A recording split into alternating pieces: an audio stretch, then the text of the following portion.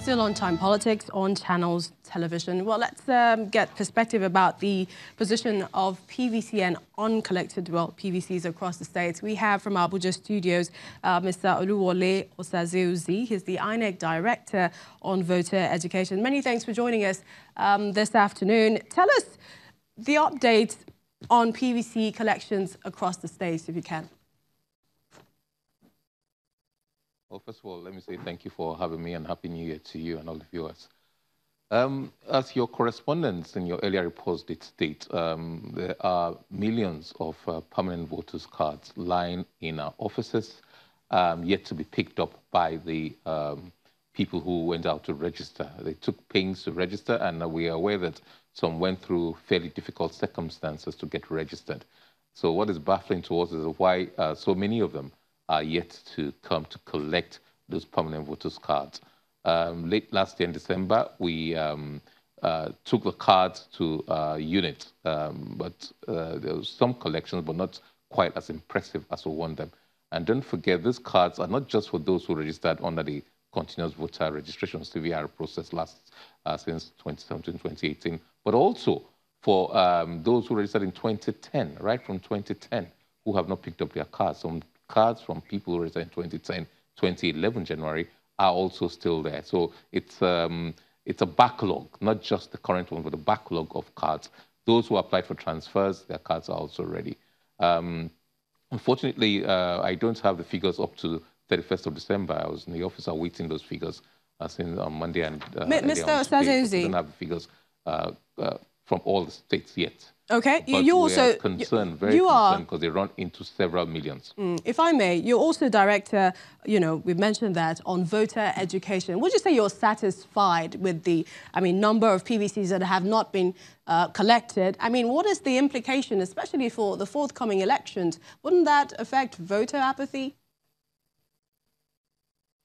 I'm so sorry, the reception is not too good, but okay, if you're asking me whether it will affect voter turnout. What I asked, yes, if you're satisfied with the number of uncollected PVCs, would you say you've done your job as the director of voter education? Are voters properly educated about the importance of their PVCs?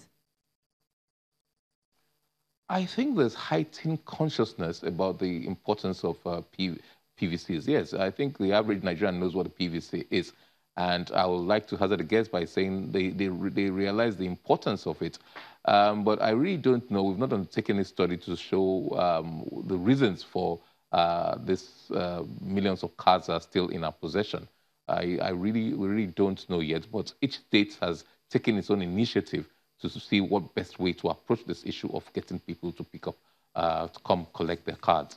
In the FCT, for example, we've devolved it into the wards. You can actually go to the wards and collect your cards. In some other states, it's a local government area. Other states rotate the whole thing. So there's heightened awareness. There's a lot of voter education, and we're trying to give it as much publicity as we possibly can. It's probably for the convenience of the people, but as I said, I cannot really hazard a guess why so many others who took the pains to register have not gone to collect.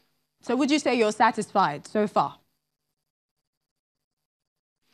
A lot of people have collected, but there are still several millions. And as you said rightly, it will affect turnout, because turnout of voters in an election is computed based on the total number of registered voters, not on those who collected the PVCs. So yes, it will affect turnout, and credibility of elections affected by how high, how low a turnout is. It's one of the yardsticks, the metrics used in judging the credibility of elections. We envisage a situation where the only PVCs left in our custody are for those who have migrated or those who are dead. So that should not, I don't think that should run into millions that we're seeing. Let me ask, the INEC recently complained that politicians are desperate to buy PVCs. What's been done to stop this?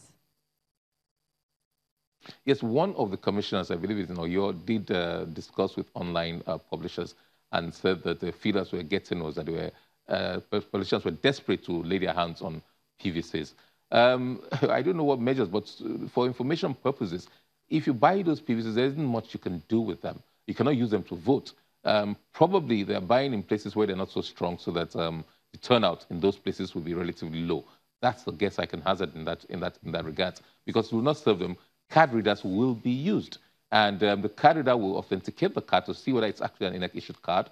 And secondly, to see whether the person bearing that card is the owner of that card. Your photograph will appear on that card. Your biometrics are also captured in the PVC. And the card readers will bring these things out.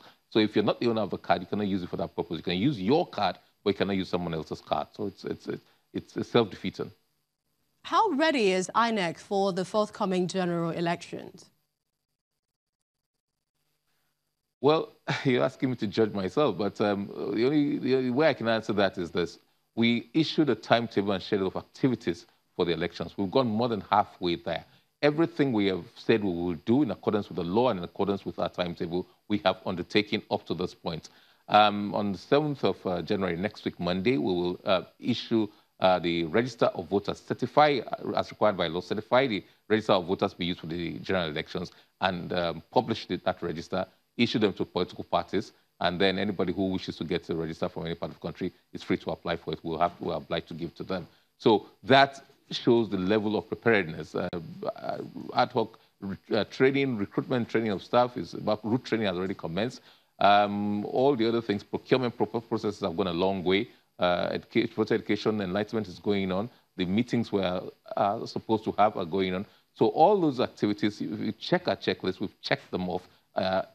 Every activity we've met as its due date, none has been postponed. And I think that's a measure of how well we're doing in terms of Mr. Sazuzi, because I asked that question, and this is premised on, I think one of your officials saying that ASU is still on strike, and 70% of ad hoc staff is coming from university lecturers and also students, and then the NYSC. So there appears to be some sort of threat if that isn't solved, talking about the ASU being on strike now. Yes, but see, preparedness, there are different metrics we use in measuring preparedness, the things we use in measuring it. And are there threats to the process? Are there issues? Are there dangers? Of course there are. But the main thing is that how are you going to respond to those threats? The fact that a lot of ASU staff that we use, a lot of students that we may fall back on. But don't forget that the bulk of our staff, ad hoc staff that will be used for the election, are from the NYSC. We only rely on students where there's a shortfall in numbers of NYSC, and in some states do have those shortfalls. We now go to tertiary institutions. But there's always plan A and a fallback position, plan B. You're talking of a factor that's beyond our own control, beyond the control of the election management body, INEC. But plans are at foot to ensure that whatever challenges are met and we overcome whatever challenges that they are. We are going to meet with the leadership of ASU, and we hope that those discussions will be fruitful and we can reach some kind of understanding. They also, in terms of collation officers, returning officers, we also rely on ASU and academic staff and vice chancellors for that purpose. So thank you for talking to us. It's a challenge, but it's not one that's not, it's surmountable. Thank you for your time. Oluwole Osazozi, the INEC Director on Voter Education. Well, let's tell you about the activities of the Independent National Electoral Commission towards the elections. January the 2nd, publication of notice of poll for all elections. January the 7th, publication of official register of voters for the election. 17th, publication of list of nominated candidates, the presidential and also the National Assembly, as you can see. The 31st of January, publication of a list of nominated candidates, and that'll be for the governorship and the state assembly. February the 1st, submission of names of party agents for election, presidential and National Assembly. And also February the 14th, last day of campaigns, presidential and National Assembly. February the 16th, the electoral officer of the local government areas, governorship and State House of Assembly. Also the 16th, presidential and National Assembly. And March the 2nd, governorship and State House of Assembly election. Well, that's it on Lunchtime Politics this afternoon. Many thanks for watching. I'm Millicent Walker.